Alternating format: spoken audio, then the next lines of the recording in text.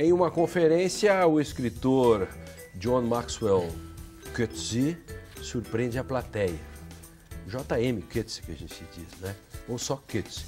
Ao invés de fazer um ensaio teórico, ele lê uma narrativa sobre a relação entre homens e animais. O assunto é apresentado no romance pela personagem Elizabeth. Esse é o pano de fundo da obra A Vida dos Animais, tema do programa de hoje. Começa agora o Direito e Literatura. Fique com a gente.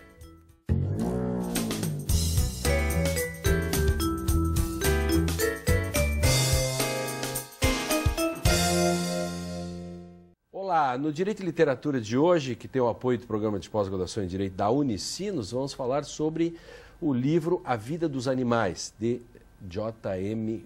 Coetzee.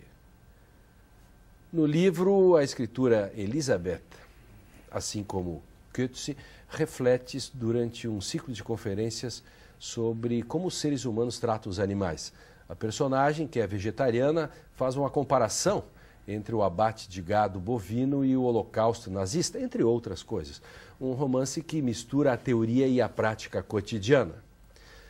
Bem, para essa conversa recebemos no estúdio o Carlos Naconesi, doutor em filosofia e especialista em ética animal, e também com a gente de volta a Catherine Rosenfield, que tem pós-doutorado em letras e é professora do programa de pós-graduação em letras da Universidade Federal do Rio Grande do Sul.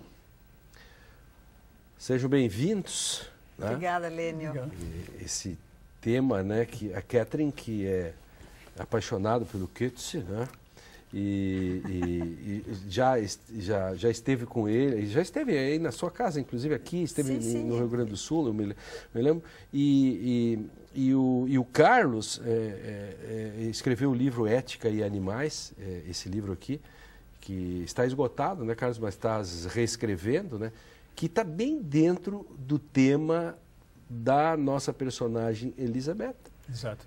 Que é usada pelo Coetzee para falar sobre a vida dos animais. É com vocês.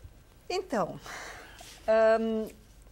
tu já apresentaste, né, que o livro A Vida dos Animais deveria ter sido duas conferências do Coetzee nos Estados Unidos, numa grande universidade, e ele surpreendeu o público, então, apresentando um personagem que, como ele, convidado numa situação igual para apresentar um texto sobre ética, né,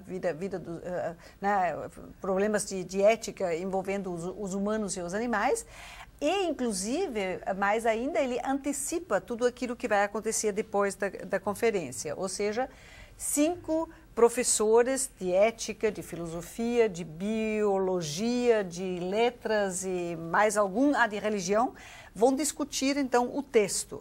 Então, é uma espécie de piada irônica, né, de uma maestria fantástica, na qual ele antecipa todos os argumentos. Eu acho que um dos truques interessantes para discutir é que os personagens que discutem sobre animais, né, sobretudo os filósofos, eles se envolvem constantemente em argumentos que têm premissas já pré-fixadas, né, certos postulados filosóficos, argumentativos pré-fixados, que deixam fora algo que é essencial no problema do relacionamento com o outro, né, seja ele um outro humano, um outro animal, um outro natural ou mineral, né, que normalmente nós deixamos fora. Você acha que ele usou a personagem Elizabeth para exatamente alertar também para as discussões de algumas premissas?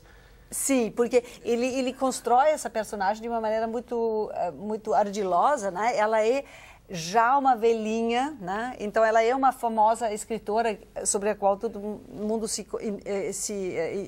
pela qual todo mundo se interessa, mas ao mesmo tempo ela já está além de uma certa idade interessante.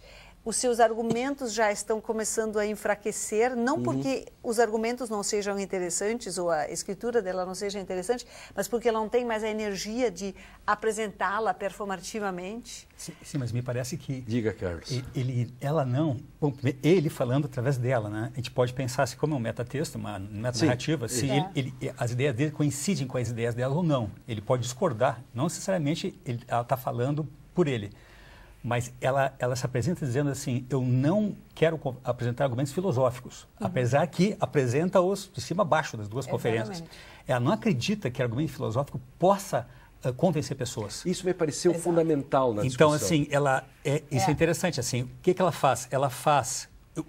O autor faz com que a metade dos argumentos que ela apresenta, das objeções que ela enfrenta, não são rebatidas por ela. A Nora, principalmente, tem essa função no texto, né? Ela não responde. Quer dizer, o filho também pergunta, em algum momento, você deve te lembrar, você acha, mãe, que aulas universitárias podem fechar matadouros? Pode alterar uma atitude tão básica quanto é a atitude carnívora? Ela diz assim, não, eu não acho, mas eu não posso ficar sentada calada, filho. Exatamente. Quer dizer, há um ceticismo em relação ao poder persuasivo da argumentação filosófica, acadêmica, discursiva. Essa mistura, né, de que usa a Elizabeth vai falar que não adianta, eu não vou convencer filosoficamente alguém a não maltratar animais, mas se eu mostrar deste modo, ou seja, uma espécie de... É como se fosse alguém descrevendo as minas lá ela quer despertar do século XIX, o realismo da escritura. É como se você... Ele vai mexer com alguma coisa ao nível das tripas. Isso. Não é assim? Eu lendo isso, pensei nisso. Filosoficamente, ela está defendendo... Qual a posição filosófica dela? Isso é um ponto, né? Da tipologia de teorias filosóficas possíveis para defender animais. Ética do cuidado. Não é ética do Singer, que ele vai comentar depois, nem é dos outros todos. Ética do cuidado, quer dizer... A razão atrapalha o olhar atento para o animal, porque a razão obscurece a simpatia. Sim. Isso é interessante. Por isso que ela não responde ao argumento, porque ele é cético em relação ao poder persuasivo da razão. Claro. Sim, a imaginação que se estende. Sim, não. Mas porque no livro maior que ele escreve depois, né, onde essas duas conferências são as conferências medianas e depois tem 2 no início e mais 4 no final, fica bem mais claro o dilema do escritor, né? Que não é a ética da argumentação, né? Racional, daquela máquina argumentativa, mas ao mesmo tempo, Coetzee não é um escritor que abre mão dos bons argumentos. Então, a pobre Elizabeth Costello, né, ela começa com uma conferência que se chama Realismo, que se chama... Né, que aparentemente se refere ao realismo literário, né, como tu diz, um metatexto, uma brincadeira com a textualidade no sentido literário, mas na verdade é o que está sendo discutido e o que é real. Então, o problema do realismo medieval, filosófico, né? O que é real? Né? Onde está... quais são os primeiros princípios? E termina, né, com ela, como nas histórias do Kafka, diante do último portão da morte. Né? E aí a pergunta que é feita para ela, em que você acredita? Ela se debate de uma maneira... Isso que você está dizendo também, né?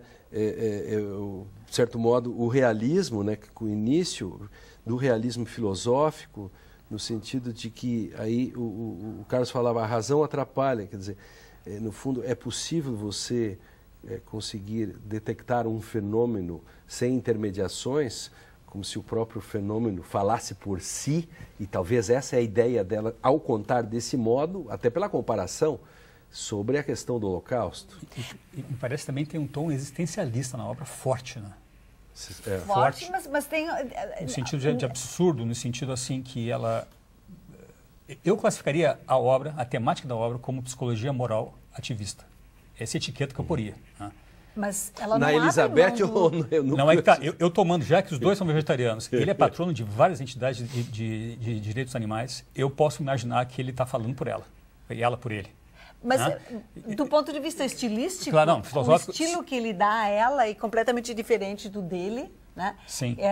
Então, ele se distancia dela e ele se distancia também de várias maneiras dessa astenia que ela tem, né? Porque o que mais chama atenção é que ela está cansada dos próprios argumentos, né? E quando ela está diante do... Não, desculpe, não é cansada dos próprios argumentos. Ela está cansada, ela está na síndrome de esgotamento moral. Ela está cansada de ver imoralidade e ser impotente frente a isso. Por isso que eu acho que a psicologia moral ativista, subqualificado animalista, né? Porque ativismo é amplo.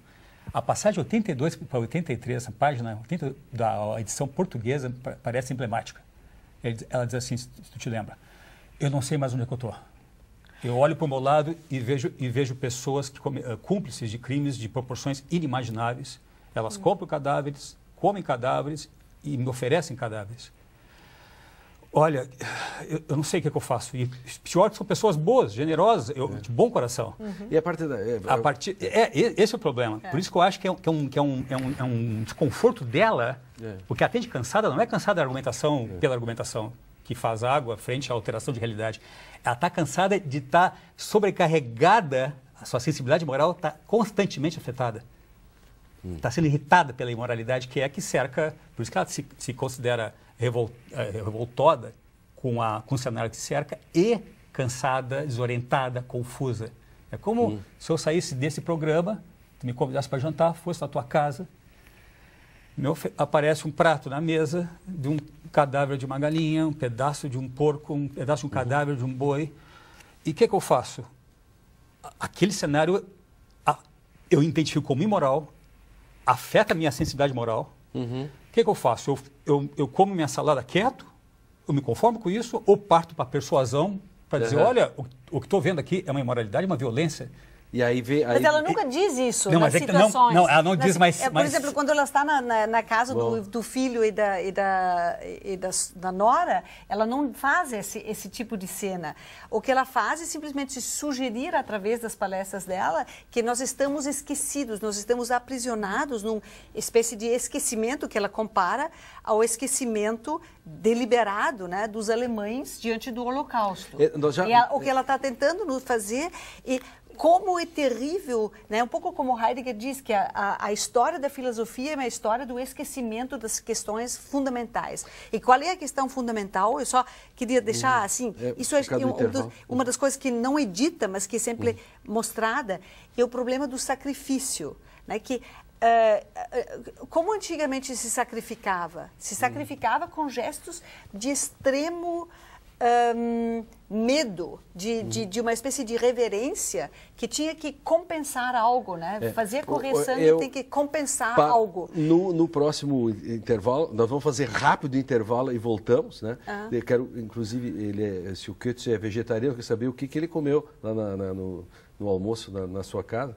Vegetariano, né? Vegetariano, saladas, alguma coisa assim. Imagina se servir um pedaço de carne e já o carne... Não, nós fizemos um cardápio completamente a gente já volta para continuar aí, para discutir a vida dos animais do Goethe. Um instante só, você está vendo que a discussão está muito boa. Já voltamos.